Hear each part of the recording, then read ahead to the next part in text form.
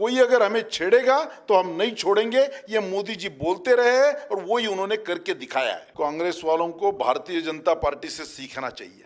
उनको ये भी ध्यान में नहीं आ रहा है, जो ऑन रिकॉर्ड है, 1971 में बांग्लादेश का युद्ध जीतने के बाद उस समय की प्रधानमंत्री इंदिरा गांधी जी की तारीफ करने के लिए मोदी अटल जी को संकोच नहीं हुआ था। उन्होंने उनकी तारीफ की, खुले मन से तारीफ की और उनको श्रेय दिया था। ये श्रेय कोई व्यक्ति को नहीं जाता है, कोई पार्टी को नहीं जाता है, पूरे देश की जनता को और देश के जनता का प्रतिनिधित्व करने वाले प्रधानमंत्री को जाता है। एक बार नरसिंह राव जी ने अटल जी को पाकिस्तान में भारत के डेलीगेशन का प्रतिनिधित्व करने के लिए भेजा था। वहां भी अटल जी ने विपक्ष की राजनीति नहीं की थी। वहां उन्होंने जब देश की तारीफ करना शुरू किया तो वहां के पत्रकारों ने पूछा कि अरे आप तो इतने घणाघाती भाषण करने वाले आदमी हैं, आपका पार्लियामेंट में हम देखते हैं और आप वहां जो बातें बोलते हैं और यहां दूसरी बात बोल रहे हैं। तब उन्होंने कहा था, यहां मैं मेरे पार्टी को नहीं प्रतिनिधित्व कर रहा हूं, मैं देश का प्रतिनिधि के रूप में यहां पर आया हूं।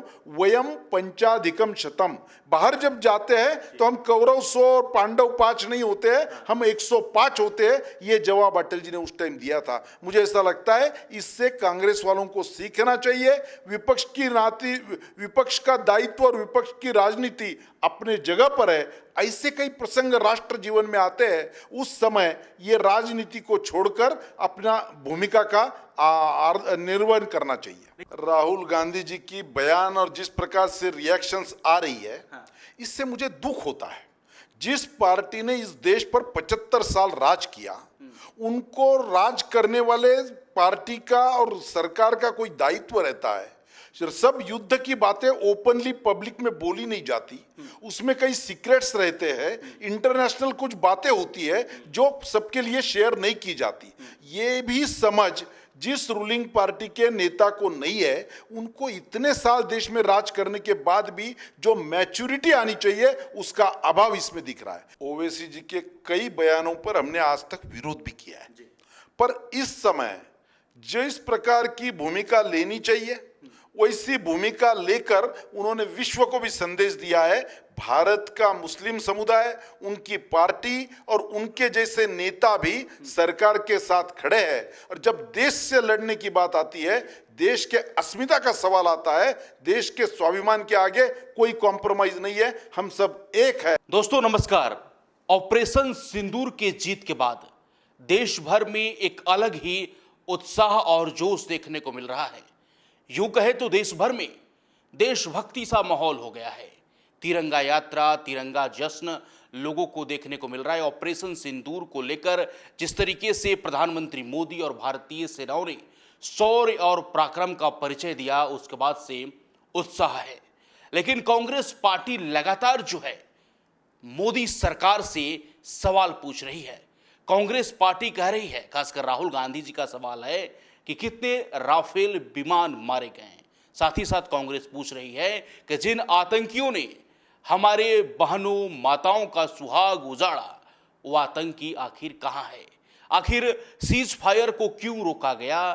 तमाम तरीके के सवाल जो है कांग्रेस पार्टी कह रही है कि सिर्फ प्रधानमंत्री मोदी डायलॉगबाजी कर रहे हैं, ड्रामा कंपनी हो गई है बीजेपी। तमाम तरीके के मसलों मुद्दों पर खास बात करेंगे। आज मेरे साथ बात करने के लिए fire brand Bharatiya Janata party के नेता हैं श्याम जाजू जी, इनसे भी बात करेंगे और साथ ही साथ सर से यह भी जानेंगे कि हमारा प्रतिनिधिमंडल विदेश गया है और कुवैत में AIMIM चीफ असदुद्दीन ओवैसी पाकिस्तान को जमकर लताड़ भी रहे हैं। सर बहुत स्वागत है आपका HCN न्यूज पर। पहला सवाल, ऑपरेशन सिंदूर में भारतीय सेनाओं का पराक्रम, पाकिस्तान में घुसकर जिस तरीके से सेनाओं ने मारा और आतंकी ठिकाने को मिट्टी में मिला दिया, इसकी पहली प्रतिक्रिया हम आपसे जानेंगे।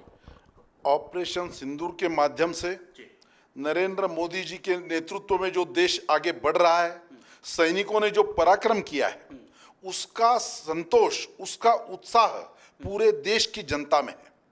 जिस दिन पहलगाम में वो घटना हुई थी, उस दिन से ऑपरेशन सिंदूर होने तक देश की जनता वेट कर रही थी। देश की जनता का विश्वास था, भरोसा था कि मोदी जी इसका जवाब देंगे, मुंहतोड़ जवाब देंगे, और वो मोदी जी ने करके दिखाया। मोदी जी ने जब जब बोला है, और इस देश का वो कल्चर रहा है कि हम खुद होकर किस पर आक्रमण नहीं करेंगे, पर कोई अगर हमें छेड़ेगा तो हम नहीं छोड़ेंगे, ये मोदी जी बोलते रहे और वही उन्होंने करके दिखाया है। लेकिन सवाल कांग्रेस पार्टी कह रही है कि जब हम लोग पाकिस्तान में हमारी सेना घुस गई थी तो आखिर आप ट्रंप के सामने क्यों झुके? सीज फायर ट्रंप ऐलान क्यों करता है? भारत के सम्मान के साथ समझौता राहुल गांधी ने ट्वीट कर सवाल पूछा है मोदी सरकार से। राहुल गांधी जी की बयान और जिस प्रकार से रिएक्शंस आ रही है, इससे मुझे दुख होता है। जिस पार्टी ने इस देश पर 75 साल राज किया, उनको राज करने वाले पार्टी का और सरकार का कोई दायित्व रहता है। सब युद्ध की बातें ओपनली पब्लिक में बोली नहीं जाती, उसमें कई सीक्रेट्स रहते हैं, इंटरनेशनल कुछ बातें होती है जो सबके लिए शेयर नहीं की जाती। ये भी समझ जिस रूलिंग पार्टी के नेता को नहीं है, उनको इतने साल देश में राज करने के बाद भी जो मैच्योरिटी आनी चाहिए उसका अभाव इसमें दिख रहा है। सबसे पहले मेरे को अच्छा लगा था कि जिस दिन मोदी जी पर पूरे देश ने विश्वास जताया, उस दिन कांग्रेस और बाकी सब पार्टियों ने कहा कि हम देश के साथ हैं और देश को इसका मुंहतोड़ जवाब देना चाहिए। तब तो मुझे ठीक लगा था, पर उसके बाद तुरंत एक समय जब केजरीवाल जी ने इस देश के जो सर्जिकल स्ट्राइक किया था उस पर भी भरोसा नहीं जताया था। इसके प्रूफ दो। अरे भाई, देश की जनता देश के नेता पर इस प्रकार का अविश्वास व्यक्त कर रही है, यह कभी स्वतंत्र देश में नहीं होता है। लोकतांत्रिक देश में सबको अपनी बात कहने का अधिकार है, पर उसके साथ साथ अपना भी कुछ कर्तव्य बनता है, अपना भी कुछ दायित्व है, और उस जवाबदारी से और जवाबदेही से सबको बातचीत करनी चाहिए। लेकिन आपको ये भी मानना पड़ेगा सर कि राहुल गांधी विपक्ष के नेता हैं, और राहुल गांधी ने जिस तरीके से सवाल पूछा कि कितने राफेल मारे गए, वो सवाल कर रहे हैं, साथ ही साथ बोल रहे हैं कि जिन आतंकियों ने हमारे बहनों के माताओं के सुहाग उजाड़ा, वो आतंकी कहाँ है, सवाल किया जा रहा है। साथ ही साथ एस जयशंकर पर सवाल कर रहा है कांग्रेस पार्टी। राहुल कह रहे हैं कि ऑपरेशन सिंदूर से पहले पाकिस्तान को मैसेज दिया गया था। इंटरनेशनल युद्ध नीति में कब किसको किस भाषा में जवाब देना चाहिए, कैसा मैसेज देना चाहिए, वो इंटरनेशनल प्रोटोकॉल के हिसाब से मोदी जी ने किया है। आज भी पूरे विश्व में जहां जहां भी लोगों में इस बात की फर्स्ट हैंड इंफॉर्मेशन देने के लिए देश का डेलीगेशन जा रहा है, गया है। प्रतिनिधिमंडल सर्वपक्षीय गया है, एक पार्टी का नहीं गया।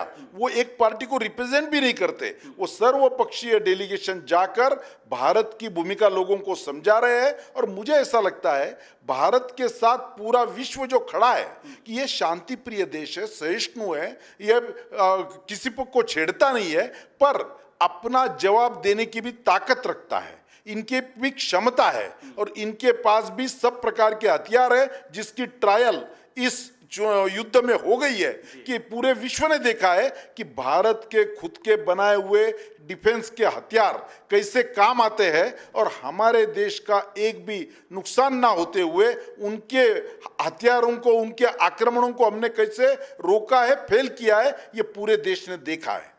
कांग्रेस पार्टी के प्रवक्ता हैं सर पवन खेड़ा ने आज कहा है कि प्रधानमंत्री मोदी डायलॉगबाजी कर रहे हैं और ऑपरेशन सिंदूर के नाम पर चुनाव प्रचार किया जा रहा है। कांग्रेस पार्टी लगातार आरोप लगा रही है और ये मोदी गवर्नमेंट जो है ना, ड्रामा कंपनी बन गई है। कांग्रेस वालों को भारतीय जनता पार्टी से सीखना चाहिए।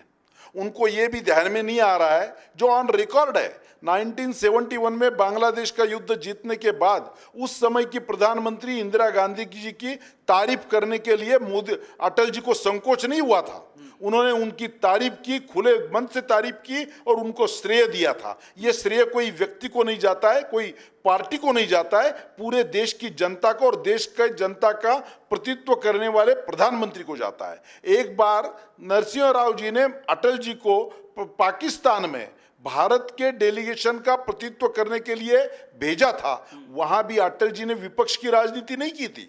वहां उन्होंने जब देश की तारीफ करना शुरू किया तो वहां के पत्रकारों ने पूछा कि अरे आप तो इतने घणाघाती भाषण करने वाले आदमी हैं, आपका पार्लियामेंट में हम देखते हैं और आप वहां जो बातें बोलते हैं और यहां दूसरी बात बोल रहे हैं। तब उन्होंने कहा था यहां मैं मेरे पार्टी को नहीं प्रतिनिधित्व कर रहा हूं, मैं देश का प्रतिनिधि के रूप में यहां पर आया हूं। वयम पंचाधिकम शतम, बाहर जब जाते हैं तो हम कौरव 100 और पांडव 5 नहीं होते हैं, हम 105 होते हैं। ये जवाब अटल जी ने उस टाइम दिया किया था। मुझे ऐसा लगता है इससे कांग्रेस वालों को सीखना चाहिए। विपक्ष का दायित्व और विपक्ष की राजनीति अपने जगह पर है। ऐसे कई प्रसंग राष्ट्र जीवन में आते हैं, उस समय ये राजनीति को छोड़कर अपना भूमिका का निर्वहन करना चाहिए। लेकिन कह रहे हैं कांग्रेस पार्टी का, आप चुनाव प्रचार में प्रधानमंत्री मोदी ऑपरेशन सिंदूर का जिक्र कर रहे हैं, वहां पर डायलॉगबाजी कर रहे हैं। तमाम बीजेपी के जितने भी मंत्री हों या बड़े बड़े नेता अब चुनावी मंच की तरह एक रैली में ऑपरेशन सिंदूर का जिक्र किया जा रहा है, ऐसा आरोप कांग्रेस पार्टी लगा रही है और बोल रही है कि तिरंगा यात्रा का जश्न जो है सीज का जश्न नहीं होता है, जीत का जश्न होता है। मोदी जी ने जिस दिन ऑपरेशन सिंदूर किया उस दिन देश में रिहर्सल होनी थी ब्लैकआउट की। जब जब ऐसे प्रसंग आते हैं, कोरोना में हमने देखा है, लोगों ने ताली बजाई, थाली बजाई, लोगों ने सब इकट्ठा आके अपना एक शक्ति का प्रदर्शन किया। ऐसा बड़ा संकट जब आता है और विशेषकर विदेशों से लड़ने की जब बात आती है तो पूरे देश को एकत्रित कर उस ताकत के भरोसे जवान बॉर्डर पर लड़ता है। उसको हिम्मत देने का काम भी देश की जनता करती है। देश की जनता की देशभक्ति उमड़ के आती है और उस देशभक्ति का प्रयोग भी इस सब शक्ति में करना होता है, ये मोदी जी जानते हैं। इसी भी संकट के समय उन्होंने पूरे देश को आह्वान किया था, पूरे देश की जनता की सिंपैथी ली और ये जीतने के बाद स्वाभाविक रूप से किसी भी देश का नागरिक, कोई भी हो, किसी भी पार्टी का हो, अगर वो देशभक्त है तो उसको देशभक्ति का ये ज्वार जो लोगों में उत्साह फैलाने का, प्रबोधन करने का, प्रचार करने का, नारे देने का और ये जश्न मनाने का उसका अधिकार है और देश की जनता स्वयंस्फूर्त रीत्या वो कर रही है। एक पक्ष हम लोगों ने सर कांग्रेस का जाना, दूसरा पक्ष है AIMIM के चीफ हैं असदुद्दीन ओवैसी। मोदी सरकार के नीतियों के विरोध करते हैं लगातार, लेकिन जब से पहलगाम का घटना हुआ सर, ओवैसी का एक अलग रूप है देखने को मिला और अभी वर्तमान में ओवैसी कुवैत में है और कुवैत में ओवैसी लगातार पाकिस्तान को लताड़ रहे हैं, कह रहे हैं कि पाकिस्तान जोकर ये भारत से क्या क्या मुकाबला करेगा।